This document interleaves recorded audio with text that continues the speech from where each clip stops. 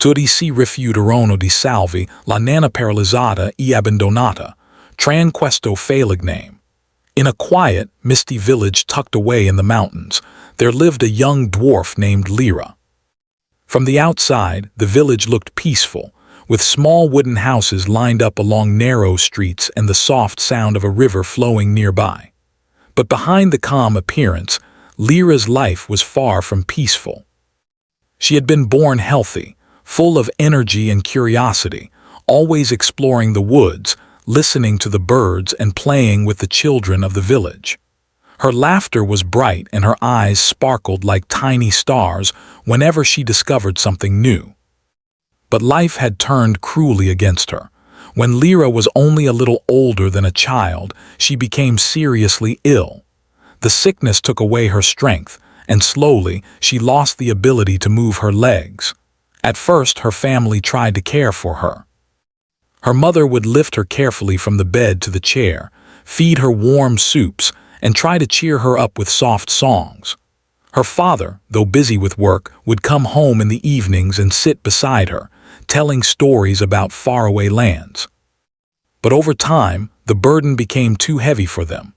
The villagers, who had once smiled at her cheerful face and sparkling eyes, now whispered behind her back. Some said she was cursed. Others claimed she was useless because she could not work or help her family anymore. Slowly, Lyra felt the coldness of rejection wrap around her like a heavy cloak.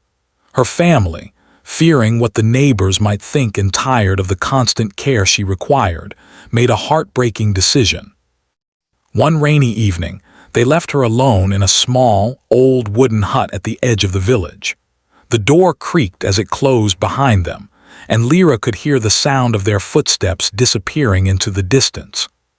The hut was barely large enough to fit her small body, and it had cracks in the walls that let the cold wind sneak in. The roof leaked, and the floorboards were old and shaky.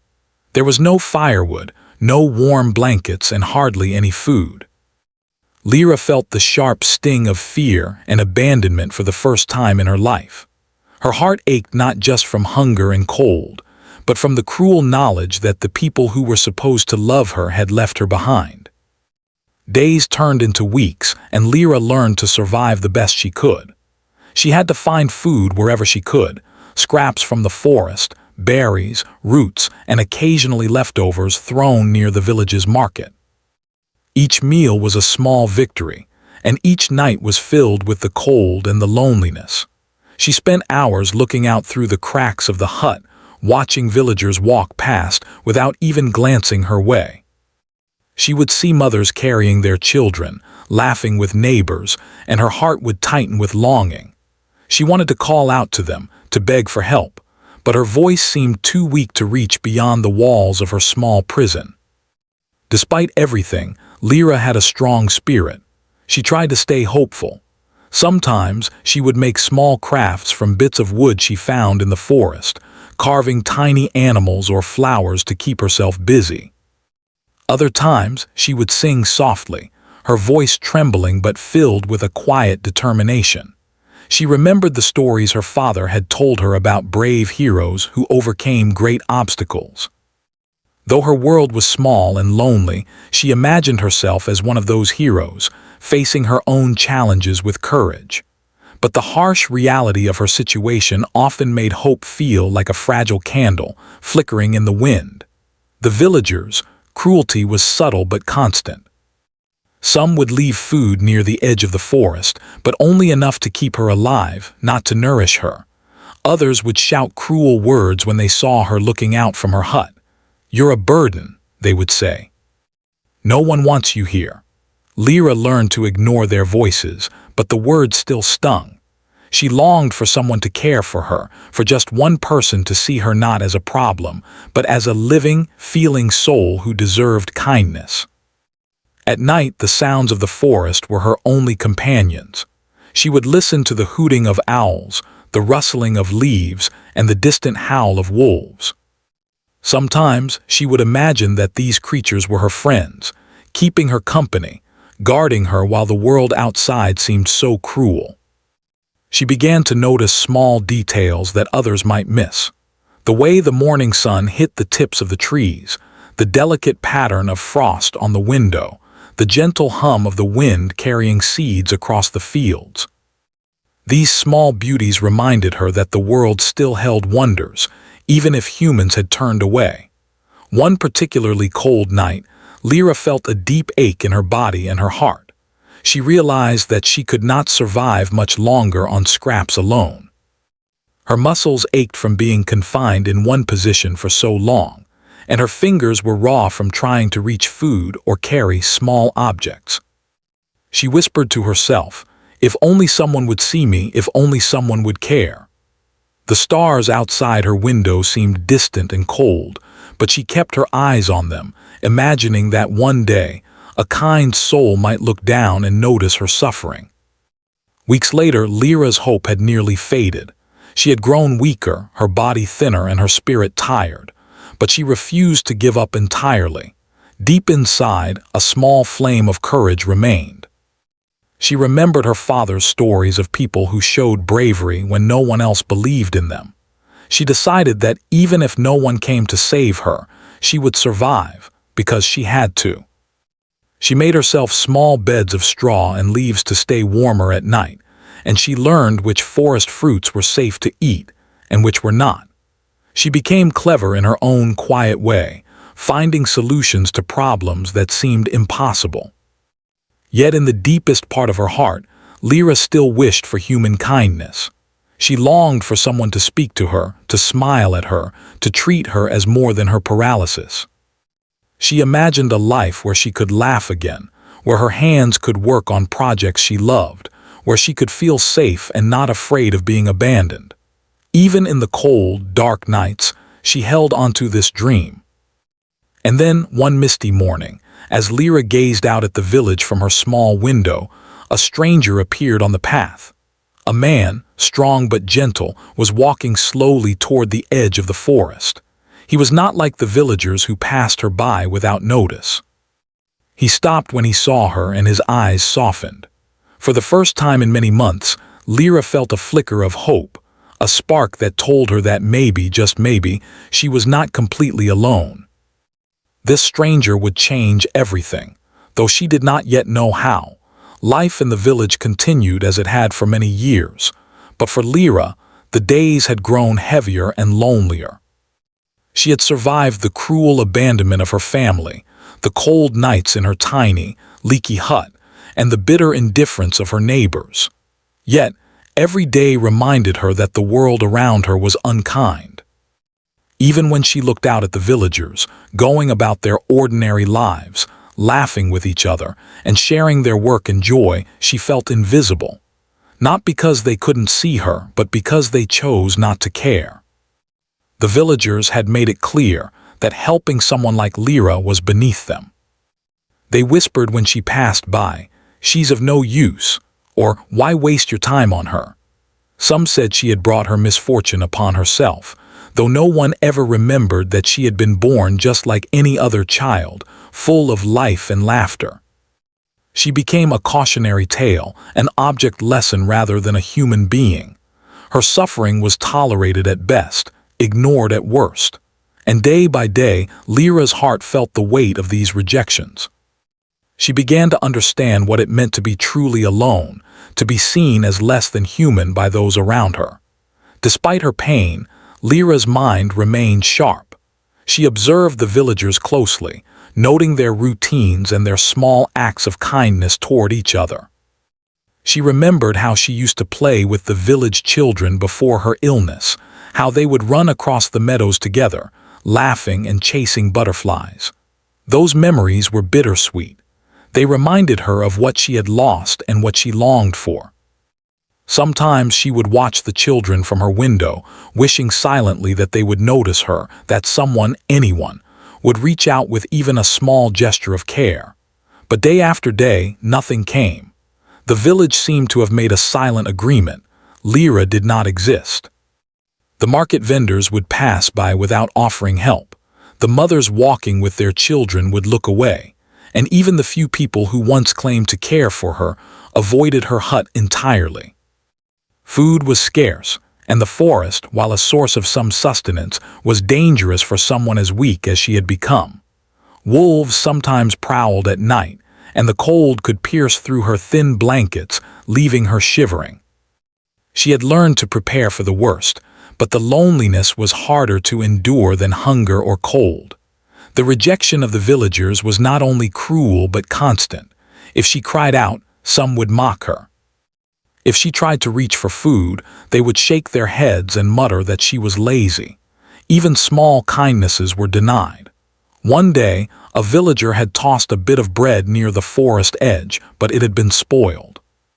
She ate it anyway because she had no choice, and the bitterness stayed on her tongue long after. These small moments reminded her that the world was not safe, that trust was something she had to build herself, if at all. As the days passed, Lyra began to notice the little things in nature more than she had before. The wind carrying the scent of pine and wildflowers, the sunlight warming the edges of her hut in the morning, and the birds singing in the trees became her small companions. She began to memorize their patterns, learning when the rabbits came out, which berries were safest to eat, and when the river was low enough to gather fresh water. Nature, in a way, had become her family. It gave her life and comfort, even if humans did not. Still, there were nights when despair threatened to swallow her completely. She would lie on her straw bed, feeling the chill seep into her bones, and wonder if anyone would ever come for her. Her small hands ached from constant efforts to manage her limited mobility. Her body weakened from poor food and the strain of staying upright as much as possible. And yet, even in her darkest moments, Lyra did not give up entirely. She had a quiet voice inside her that reminded her of the small spark of hope she carried. It whispered that one day, someone would see her not as a burden, but as a person worthy of love and care. One morning, as the sun rose over the misty village, Lyra heard something different. It was not the usual clatter of villagers starting their day, nor the laughter of children at play. It was the sound of footsteps approaching her hut. She turned her head with effort, her eyes straining to see through the dim light of early dawn. And there, at the edge of the forest path, stood a man she had never seen before. He was not tall or imposing, but his presence carried a calm, quiet strength. He had a gentle face, lined with care and thought, and his eyes, when they met hers, were filled with a kind of concern she had not seen in a long time. The villagers would have passed her by without a second glance. They would have avoided her, pretending she did not exist. But this stranger, Matteo, as she would soon learn his name, did not look away. He walked slowly, carefully, as if he understood that approaching her required more than just physical steps. It required courage and compassion. For the first time in months, maybe even years, Lyra felt her heart stir with a fragile hope. Perhaps, just perhaps, someone cared enough to try. When Matteo reached her hut, he spoke softly. "Hello," he said, his voice calm but full of warmth. "My name is Matteo. I saw you here and I want to help." Lyra blinked, uncertain if she had heard correctly. People rarely spoke to her like this.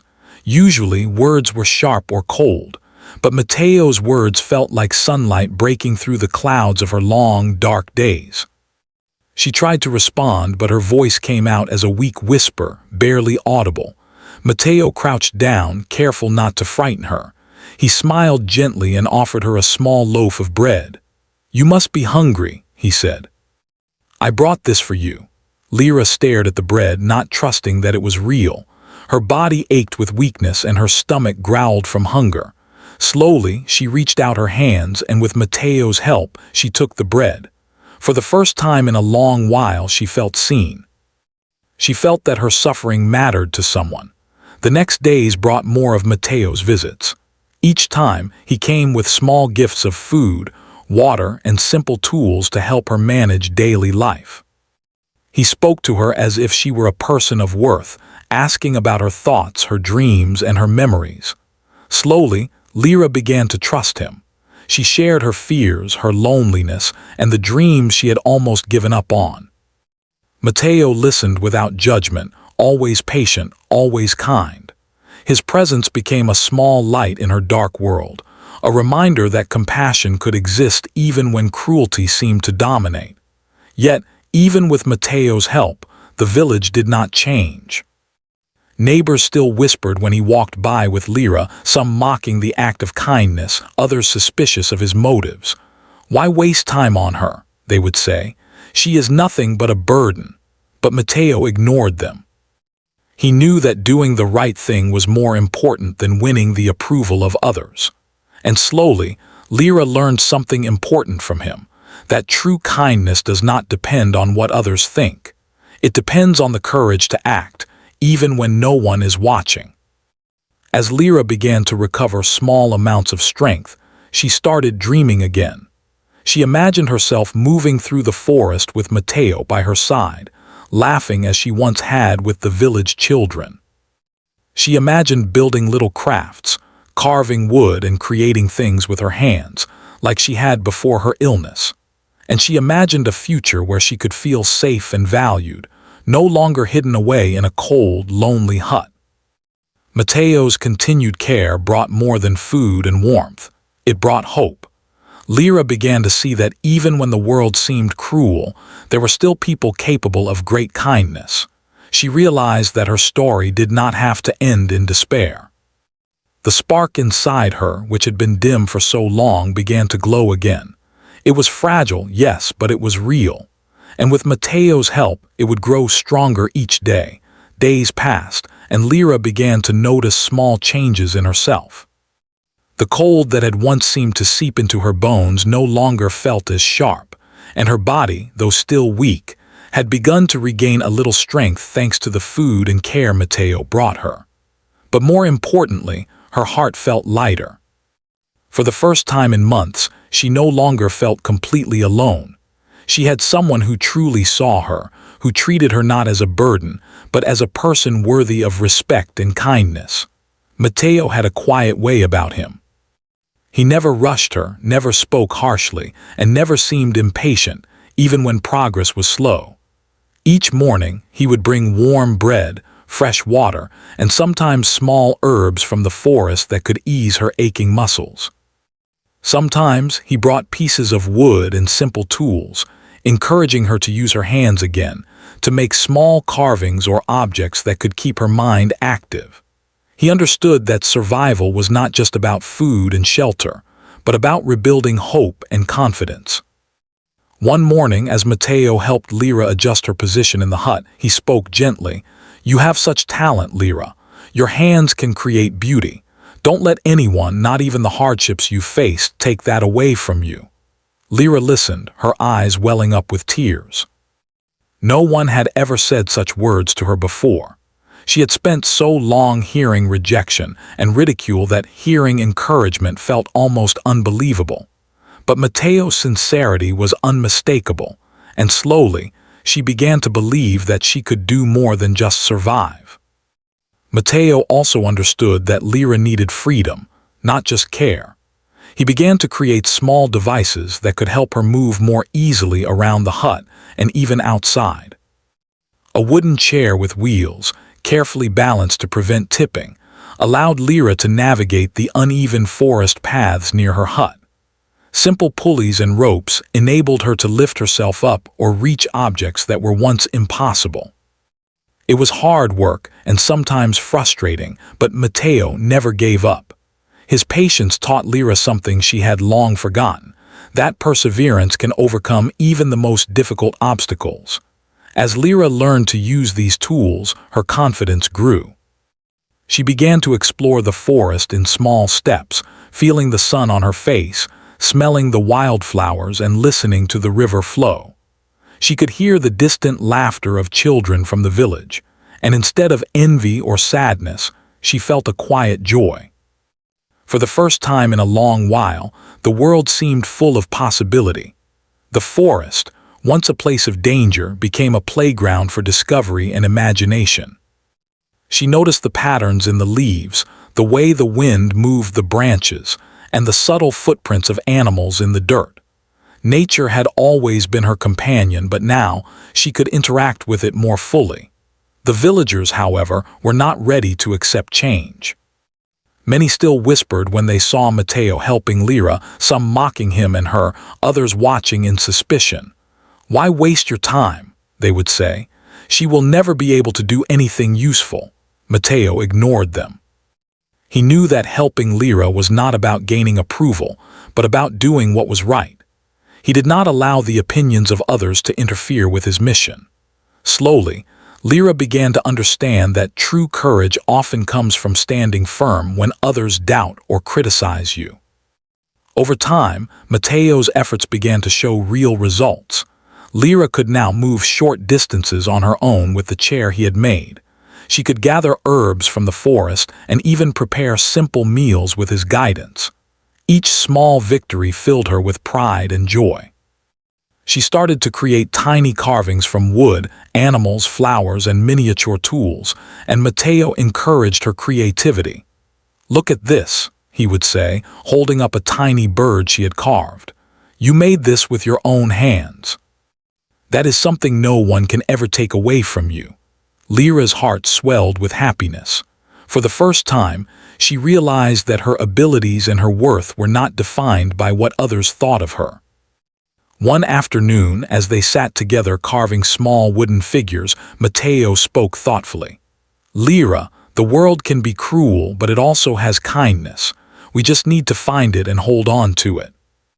I believe you are capable of much more than you realize." Lyra listened carefully, absorbing his words. She felt a warmth in her chest that had been absent for a long time. She realized that her life did not have to be defined by rejection and loneliness. There was a future waiting for her, one she could shape with her own hands and determination. Matteo also taught Lyra about patience and problem-solving. When she became frustrated with her limited mobility or the difficulty of carving intricate designs, he would remind her, "Every challenge has a solution. Sometimes it takes time, but we can always find a way." This lesson became a guiding principle for Lyra. She learned to approach difficulties with calm and creativity, rather than despair. Even tasks that seemed impossible at first became manageable when she broke them down into smaller steps. As the days turned into weeks, Lyra and Matteo's bond grew stronger. She came to see him as more than a helper. He was a friend, a mentor, and a protector. Matteo, in turn, admired her courage and resilience.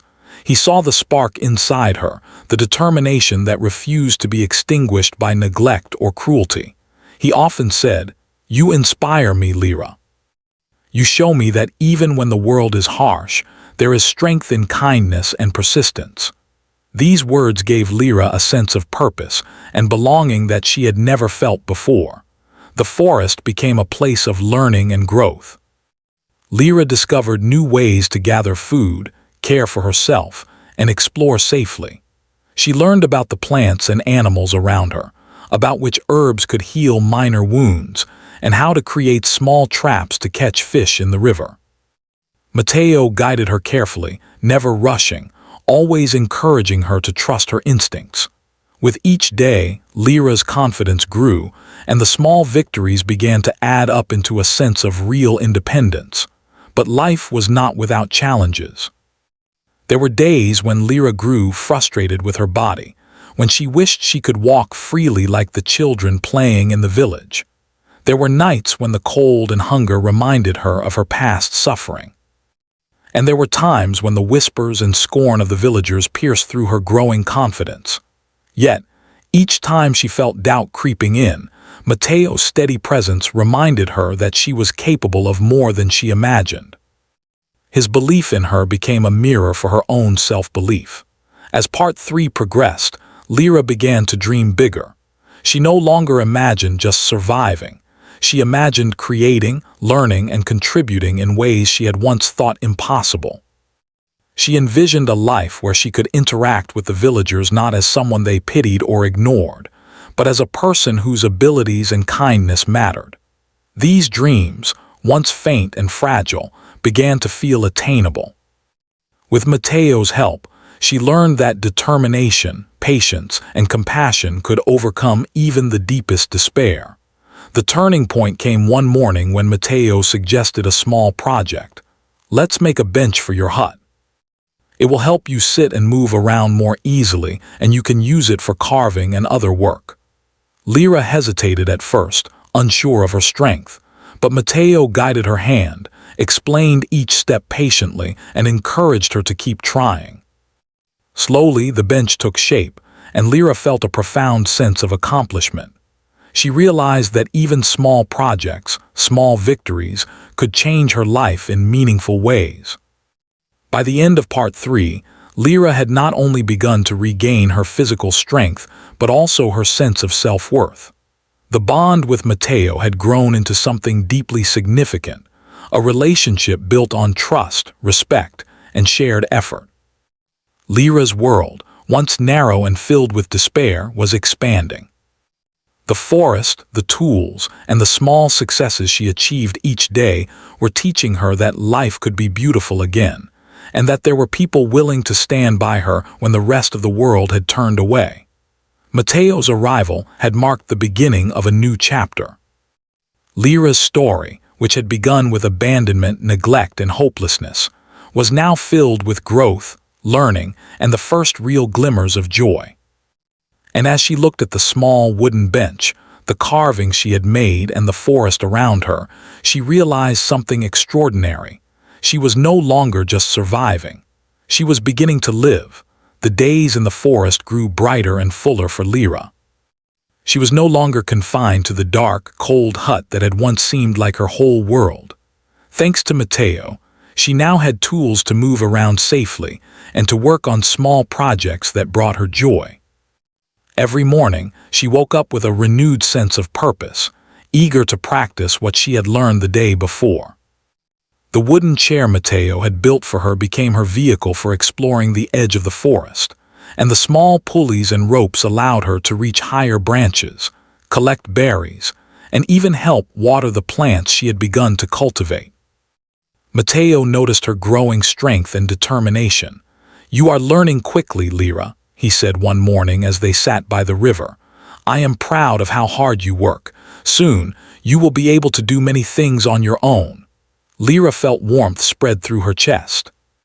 No one had ever expressed pride in her before. The feeling was strange, almost foreign, but deeply comforting. She realized that for the first time in her life, she had someone who truly believed in her abilities. With Mateo's guidance, Lyra's skills grew beyond simple survival. She learned how to carve beautiful wooden figures with delicate details, birds with tiny feathers, flowers with soft curves, and animals that seemed almost alive. She spent hours carefully shaping the wood, her hands steadying with practice. Mateo encouraged her to display her creations in the village, but Lyra hesitated. She still feared the judgment of the people who had once ignored or mocked her. "What if they laugh at me?" she asked softly. Mateo placed a gentle hand on hers. "Some people may laugh, Lyra," he said, "but others will see your talent. The right people will notice and appreciate your work. You must take a chance." Encouraged by his words, Lyra began to show her carvings to the villagers. At first, they were skeptical. They muttered under their breath, surprised that someone they had dismissed as helpless could create something so delicate and beautiful. But as more villagers saw her work, their attitudes slowly began to change. They could not deny the care and skill in every figure she had carved. Some even began to admire her dedication, realizing that her abilities had always existed. They had simply been overlooked. Lyra also began to learn more practical skills from Mateo. She discovered how to mend clothes, make simple tools, and prepare meals that were both nourishing and delicious. Each new skill made her feel stronger, more capable, and more independent. She realized that, although the world had once rejected her, she had the power to shape her own life. Mateo never pushed her too quickly. He understood that patience and steady encouragement were far more valuable than hurried instruction. As Lyra grew more confident, her presence in the village became harder to ignore. Children who had once avoided her now approached, curious about the carvings she displayed and the small stories she told about the animals she had crafted. Some mothers began to ask for her help in creating toys or decorations. Even the men of the village, who had once dismissed her as useless, started to respect her determination and skill. It was a slow process, but Lyra could feel the walls of indifference cracking. Matteo remained by her side, guiding her, encouraging her, and sometimes quietly correcting mistakes. But more importantly, he taught her about resilience and kindness. "People will not always understand your journey," he said one evening as they sat by the fire. "Some may doubt you, some may ignore you, but that does not change your value. Your actions, your heart, and your skills define who you are, not their opinions." Lyra held onto his words like a lifeline. She understood now that while she could not control the actions of others, she could control her response and continue to grow. The forest had become both a sanctuary and a school for Lyra. She learned to recognize different plants and animals, which berries were safe to eat, and how to use herbs for minor ailments. Matteo taught her how to keep track of the seasons and predict changes in the weather. With each lesson, Lyra's confidence blossomed. She felt capable in ways she had never imagined. Even her physical strength was improving. She could navigate the forest more easily, collect firewood, and tend to small projects without Matteo's constant assistance. One day, as they worked together on a particularly intricate carving of a fox, Matteo paused and looked at Lyra with pride. "Look at how far you have come," he said. "You are creating things that tell stories. Your hands are bringing beauty into the world, and your heart is guiding them. This is a gift." Lyra smiled, feeling a sense of accomplishment that warmed her entire being. She had survived abandonment, neglect, and despair, and now she was thriving in a world she had once thought would never welcome her. The villagers' attitude continued to shift. They could no longer ignore Lyra's progress or the small changes in the forest near her hut. Some who had once been cruel approached cautiously, asking questions about her carvings or offering small assistance. Lyra responded with kindness and patience, never holding past grudges. She realized that by showing her own resilience and goodness, she could inspire others to reconsider their own actions. Slowly, the village began to see her not as a burden but as a person of talent, strength, and character. Lyra's relationship with Matteo deepened. It was built on trust, respect, and mutual care. Matteo continued to teach, guide, and encourage her, but he also listened, learning from her perspective and understanding her experiences. They shared stories, laughter, and quiet moments of reflection. Lyra realized that human connection was not only comforting but essential to growth. Matteo had shown her that even in a world that could be harsh and indifferent, kindness and dedication could create bonds that nurtured the soul. The small projects they worked on together became symbols of her journey. Every carving, every tool she learned to use, and every skill she mastered represented a step toward independence and self-confidence. Each achievement reminded her that she had the power to shape her destiny, despite the obstacles she had faced. The forest, once a place of isolation, had become a canvas for her talents and a classroom for her growth. As time passed, Lyra began to dream beyond the forest and her hut. She imagined helping the village in meaningful ways, using her skills to create beauty and usefulness for others. She wanted to teach the children about the forest, share her carvings, and show that even those who had been overlooked could contribute in remarkable ways. Her vision was no longer limited to survival. She now saw a future filled with purpose, creativity, and connection. One evening, as the sun set behind the mountains, casting a golden glow over the forest, Matteo looked at Lyra and said, "You are ready for the next step. You have grown strong, wise, and capable. It is time for the world to see what you can do." Lyra felt a mix of excitement and nervousness. She had come so far, yet the thought of stepping fully into the wider world was daunting.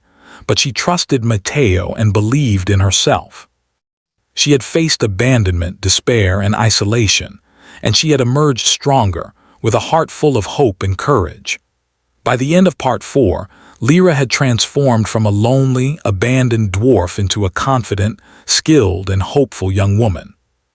Her bond with Mateo had provided the guidance and support she needed, while her own determination and resilience had carried her through the darkest times. The villagers had begun to notice her abilities and her spirit, and Lyra's dreams of creating, teaching, and contributing were becoming more tangible each day. The small wooden hut at the forest's edge was no longer a place of despair, but a center of growth, learning, and possibility. The stage was now set for the final part of her journey, where Lyra's newfound confidence and skills would not only change her own life, but also touch the lives of others, showing that courage, kindness, and persistence can transform even the most difficult circumstances. By the time the seasons had shifted and the leaves began to fall from the trees, Lyra had grown into a young dwarf who was confident, skilled, and full of hope. Her once weak body had gained strength, her hands had learned precision and care through carving, and her mind had grown sharper from the lessons Mateo had patiently taught her. But most importantly, her heart had learned to trust again. Where there had once been despair and loneliness, now there was courage, curiosity, and a quiet joy in living. Mateo had always encouraged Lyra to look beyond her small hut and the forest that had been both her refuge and her prison. "The world is waiting for you, Lyra," he told her one crisp morning as the wind carried the scent of pine through the forest. "You have grown strong and capable. It is time to share your gifts and your story." Lyra felt a mixture of excitement and nervousness. For so long, she had feared the judgment of the villagers. But now, she realized that she had the ability not just to survive, but to thrive, and to inspire others along the way. The villagers had noticed the changes in her. What they had once seen as weakness and helplessness was now clearly strength, skill, and determination. Children who had once been afraid to speak to her now ran to see the carvings she had made. Mothers asked for her help in crafting toys, utensils, and decorations. Even the men of the village who had dismissed her in the past began to show respect for her talent and hard work. It was not immediate acceptance, but it was recognition. Slowly, Lyra felt the walls of isolation crumble around her, and she began to imagine a life that included the community that had once rejected her. One day, Mateo suggested a project that would mark a significant step in Lyra's journey. "Let's build a bench for the village square," he said. "It will be a place for people to rest, to meet, and to see your work. It is time for your talent to be shared, not hidden." Lyra felt a flutter of nerves. Could the villagers truly appreciate her work? Would they accept her now that she was no longer helpless? Mateo smiled at her and said gently, "The right people will see the effort and love you put into it. Trust yourself, and trust that your heart is guiding you in the right direction." Together, they worked on the bench, shaping the wood with care and precision. Lyra carved intricate designs into the edges, tiny flowers, birds, and woodland creatures, while Mateo guided her on technique and structure. The process was challenging, requiring patience, focus, and steady hands. At times, Lyra grew frustrated, feeling the weight of expectation and the fear of judgment. But Mateo's calm encouragement reminded her to breathe, to take one step at a time, and to remember how far she had come. When the bench was finally finished, Mateo helped her wheel it to the village square. Curious villagers gathered to see what had been brought to them. Lyra's heart raced. She remembered the cold stares, the whispered words, and the times she had been ignored. But as she unveiled the bench and the carvings on it, a hush fell over the crowd. The beauty, care, and skill in her work were undeniable. Even the most skeptical villagers could not help but admire it. Some whispered in awe, others smiled warmly, and a few even came forward to compliment her directly. Lyra felt a sense of pride and belonging she had never experienced before. Her confidence grew as the village slowly embraced her presence. She was invited to help with community projects, from small repairs to creating decorative objects for festivals. Her hands, once seen as weak and useless, were now recognized as capable and skilled. The same villagers who had once ignored her began to look at her with respect, sometimes even admiration. But Lyra never let past cruelty harden her heart. She responded with kindness and patience, showing that her strength was not only in her abilities but also in her character. As Lyra continued to contribute to the village, her relationship with Matteo deepened into one of mutual respect and friendship. He had been her guide, teacher, and protector, but he also learned from her. He saw her determination, creativity, and resilience, and it reminded him of the power of compassion. Their bond became an example for others, that care, patience, and understanding could nurture greatness, even in those who had been overlooked or abandoned. With her growing confidence, Lyra began to dream even bigger. She wanted to help children in the village, especially those who might feel left out or discouraged. She imagined teaching them to carve, to explore the forest safely, and to see the beauty in the world around them. She wanted to show that even the smallest hands could create, that even those once ignored could have a powerful impact on their community. Lyra's vision extended beyond herself. She wanted to bring hope, joy, and purpose to others. One spring morning, Lyra and Matteo organized a small workshop in the village. Children gathered eagerly as Lyra demonstrated carving techniques, guiding their hands with patience and care. The villagers watched as Lyra's skills inspired excitement and creativity in the young ones. Mothers and fathers approached, asking questions and expressing admiration for her talent and her generosity. Lyra realized that the same village that had once abandoned her was now witnessing the person she had become, a strong, capable, and kind-hearted individual. The transformation in the village was subtle but profound. Lyra's courage, skill, and perseverance challenged the villagers' assumptions. They realized that judging someone based on weakness, illness, or circumstance could lead to injustice. Lyra had survived and grown despite abandonment, cruelty, and neglect, proving that resilience and determination could overcome nearly any obstacle. Her life became a living example of hope and the power of human compassion. Matteo continued to guide her, but he also began to step back, allowing Lyra to take the lead. He knew she had grown beyond the need for constant assistance. She was ready to navigate life on her own terms.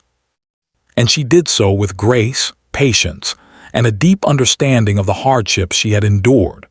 Lyra now helped not only herself but others, using her experiences to teach lessons of courage, kindness, and resilience.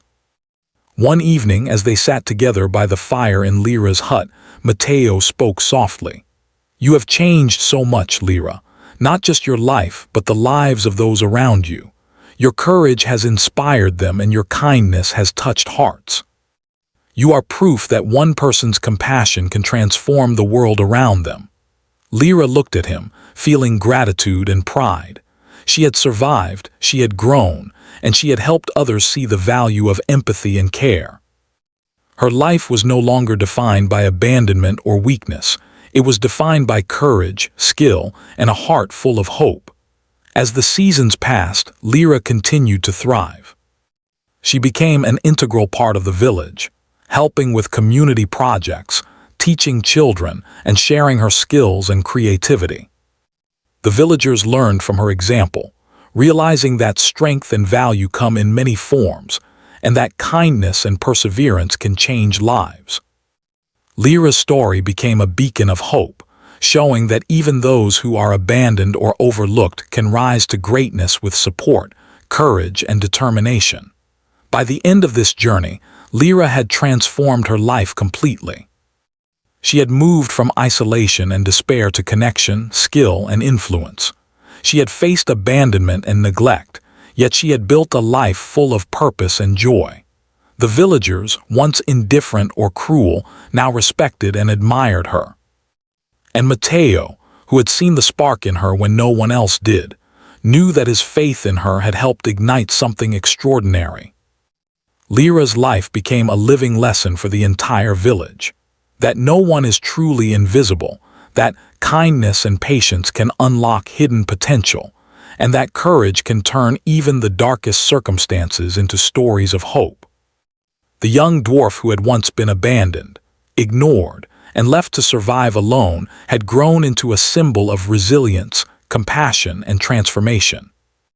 Her journey showed that one person's belief in another can change the course of a life forever, and that even in a world that sometimes seems cruel, hope, courage, and human kindness can triumph. And so, Lyra lived her life fully, teaching, creating, and inspiring. The forest remained a place of comfort and growth, the village a community of connection and respect, and Mateo a lifelong friend and guide. Together, they had proven that compassion, courage, and perseverance can overcome even the deepest darkness, and that the heart, when nurtured, can grow stronger than anyone could imagine.